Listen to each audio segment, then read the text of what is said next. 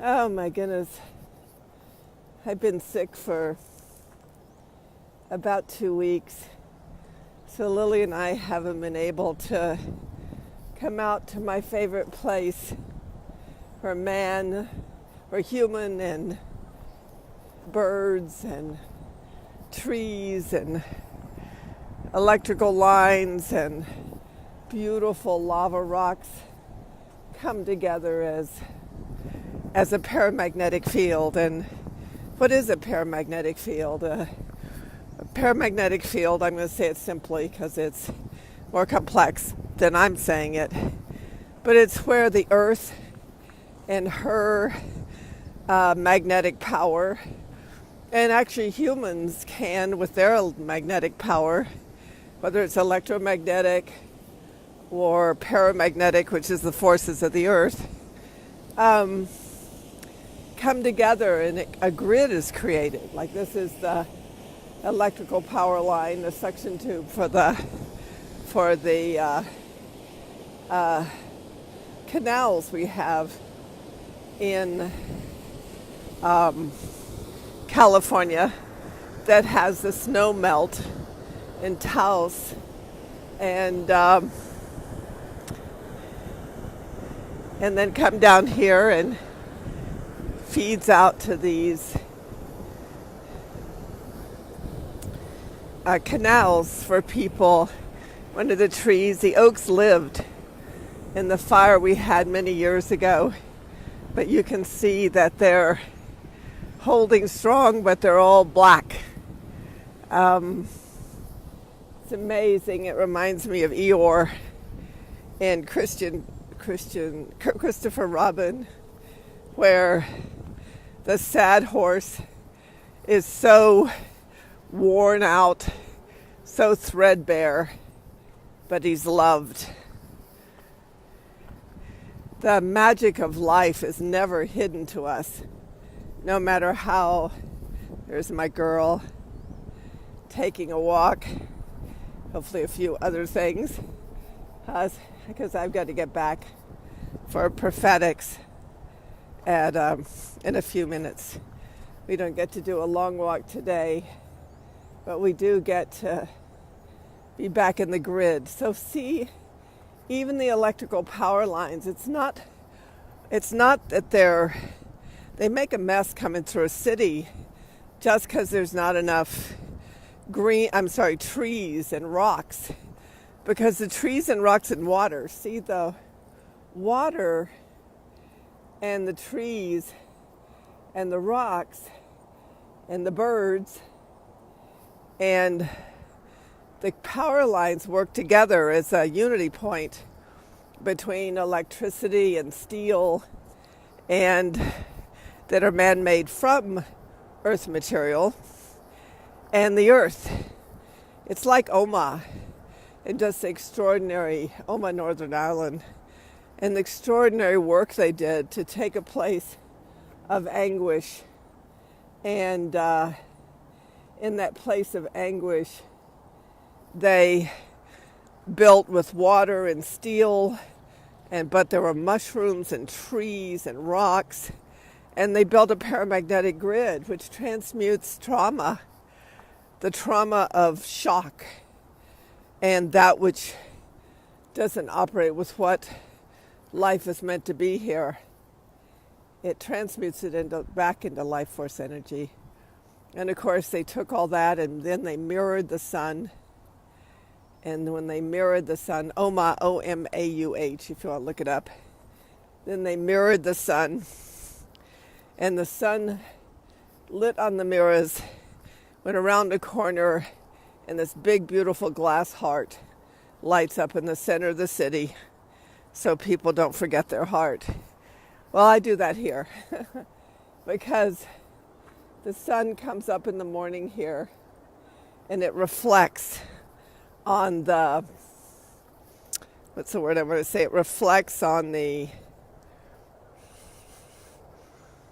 water and it comes up, as you see, it's coming up through the trees. Isn't that beautiful? See, we're never alone. We're always in the power of creation.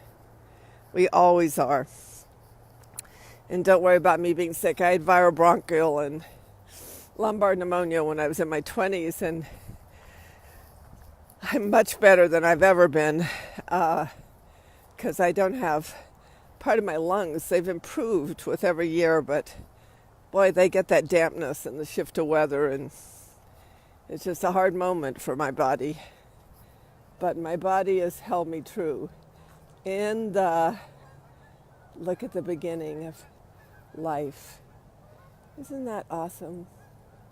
Isn't that just the most beautiful thing ever? Lily, we got to go back because I got to get to work. And can you see the birds? Wow, the geese. One of the mother trees.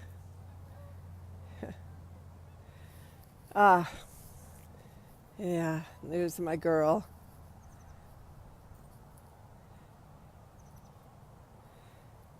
Hi, Sylvie. You know, it's good to see you on here. Don't give up. It's not Monday yet. We're going to look for the miracle, not because of or instead of, but the real miracle, where the physical and non-physical come together and transmute life into new energy and actually new form. This is Lily's favorite place. These are the rocks that exist here, but I have to take you, let's see, I have to walk back, so I'll take you to my meditation rocks. You and me hanging out in the wonders of creation. I'll try to get this to YouTube. I don't know if I can. But it's great to be with you today. It's really amazing how these very amazing currents are going on underneath everything right now, and they're unifying. They do create potentiality. We aren't in the same systems. You know, and the thing about me being psychic is I can't tell you how many times I have said things in consults that I thought were crazy. I just need to get to my rocks to show you. It's all wet here from the rain. And I have my just fantastic slipper shoes on, which make it hard to walk in the rain. Hope I didn't make you dizzy. But this time we're in, the surface world is going mad, but the undercurrents of unity are extraordinary. And I talked to Gwendolyn has said to Gwendolyn, I'm going for it. I can't tell you what I'm going for, but I don't go, because I can't put in language, but I don't go for things unless I can feel the structures of unity available to us. Here's one of my rocks.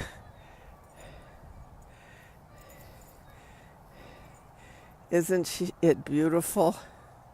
Hi, Anne.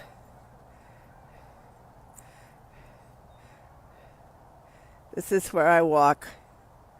This is where Lily and I are glad to be back after me having to stay curled up and safe so I could work and let my body heal. Yeah, I can't follow you. I got my slipper shoes on and it's wet. It is peaceful here. It really is a paramagnetic field. It's where human beings built, first of all, a lake, or they enclosed a lake, and then they created a power station, and then the electrical grid. And of course you see one of the things here. But humanity wants to go back to being caveman, but what they did here is amazing because they made sure there was water. It's on lava rocks, loads of oak trees, which are conductors of They're the strongest trees. You can't even burn them down. See, I'll show you some that got burned, but they're still standing. They're still alive. They just don't look so good outside. Like I'm standing and I'm alive, but I don't look so good outside sometimes. But this is an amazing place because it's where humans built, but they didn't destroy the land.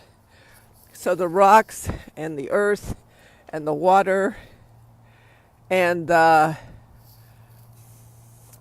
trees and the sun and the electricity that humans have siphoned off the mother, but also the sun comes right over this, and there's also the electromagnetic field and the paramagnetic field of kind of what has Gaia or the earth communicate with all her, sorry, I'm trying to change my hands, communicate with all her living creatures. And part of her living creatures, whether we like it or not, they are the electrical lines and the power station and our bodies.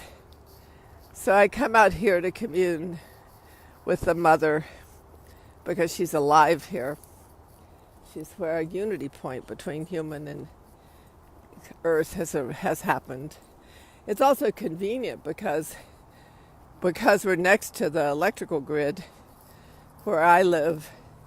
We're the first place the firefighters come if there's a fire because they can't lose the electricity, and this is where the helicopters and planes come to get water for the fires in our area of California. So it's quite remarkable, really, to live here. It'd be interesting for people to take where they live and see if they can find the relationship between the earth and human beings. Because human beings, that's why the Irish for so long were so meticulous in their homes and having flowers outside, because they had a natural instinct. Not sure they do now, but their ancestors had a natural instinct for creating unity between the mother and themselves. It's one of the trees that burned. But look, it's still alive and still standing. Thank you all for being with me today. I'm building a field within which healing can occur, and it's lovely to have you here. Namaste.